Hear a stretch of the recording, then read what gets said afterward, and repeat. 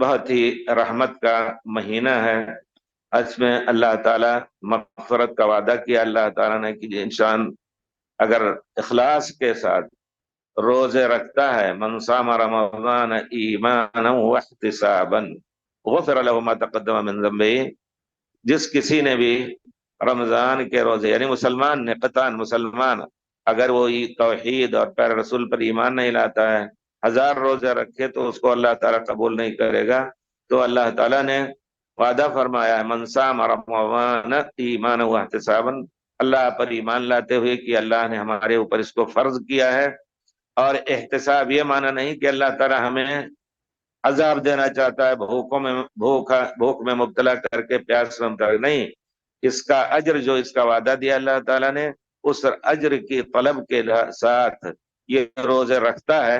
تو گویا انشاءاللہ اس نے شرعی روزہ رکھا تو اللہ تعالیٰ فرماتے ہیں کہ غفر له ما تقدم من ذنبه۔ پیارے رسول کو اللہ تعالیٰ نے وحی کی ہے، گویا اللہ تعالیٰ کی طرف سے وہی ہے پیارے رسول کو، غفر له ما تقدم من ذنبه، اس کے تمام پہلے کے گناہ معاف ہو جائیں گے۔ تو اس وجہ سے بھائیو یہ بہت ہی اہم مہینہ ہے۔